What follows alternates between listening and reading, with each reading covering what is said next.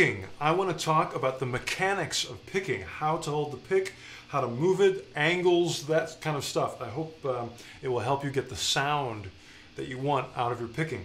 When I first started playing guitar, I held it almost backwards to how I hold it now. I used to hold it with 2 fingers and my thumb, and in order to get a good angle on the string, which you need for it to go over quickly, I would sort of angle it back like that. And it sounded good, but it started to hurt my thumb because it was pushing the thumb back into my hand. So after 8 years of that, I completely turned it around and decided to hold it on the side of my first finger. And in order to make that happen, the thumb has to bend forward and the first finger has to pull back.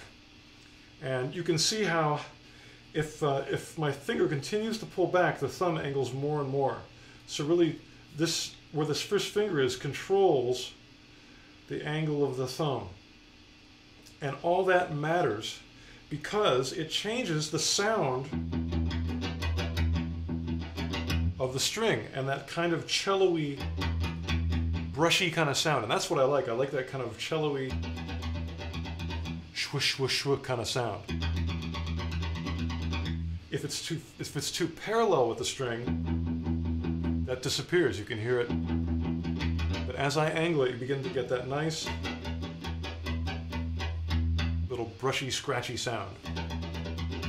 And if I have any advice for most people when it comes to picking, it has to do with the tone of the string. And if you just use your ears, the ears are just as important as your fingers, to just slightly change that angle until it really sounds good, it really sounds like a good tone. Then even when you put distortion on, it'll still sound like a cool cello.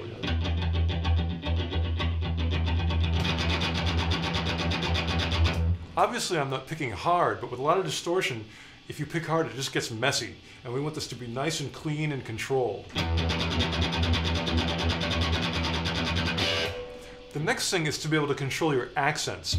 You know, be able to hit hard or even hit a harmonic, a pick harmonic, once in a while. To give you an example, you might want to hit where the snare hits in a rock, you know, heavy metal double bass drum beat that's going like ticka ticka ticka ticka ticka ticka ticka ticka. And I'm trying to accent where that snare drum would be.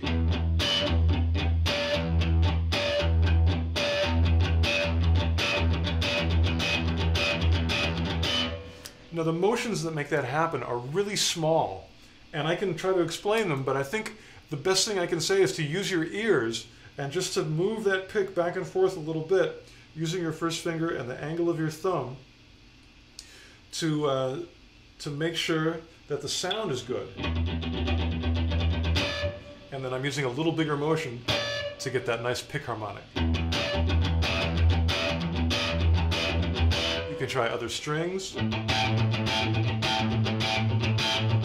That is a lot more aggression than just the notes by themselves unaccented. That still sounds good, but I like when you can accent with the snare and go taka taka taka taka. That's when your head starts moving. Now I'm just doing open strings now. Obviously you can throw in more complex things with the left hand. You know.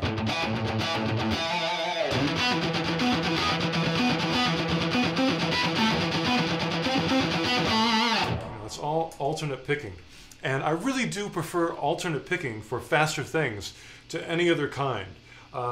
Alternate picking is just doing a downstroke and then an upstroke and continuing that in that fashion, just back and forth. Sometimes there's more efficient ways of picking, but they break up the groove of just that back and forth kind of sound. And also with alternate, I can get bigger motions. And although bigger motions aren't as efficient, they're bigger, and bigger sounds louder and more rock and better. And I like big and rock and louder. And so even for fast things like this,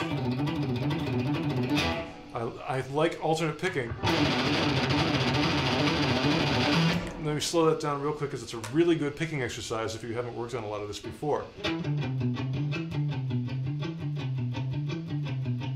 The key to life here is that the high E is an upstroke. And then the next string is a down.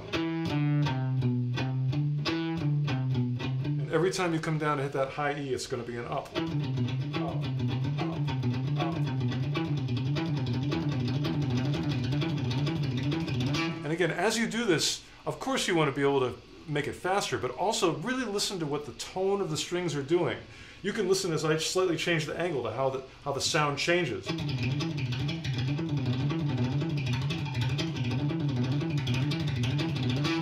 And especially when you start adding distortion, that little, the little scratchy sound really sounds good.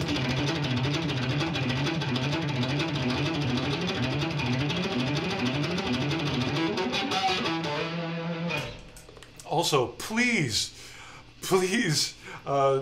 don't do what a lot of beginners do, which is to just make your left hand do something that is slower than the right hand. I really want you to sync up the hands, and don't cheat and play 3 notes and pick really fast.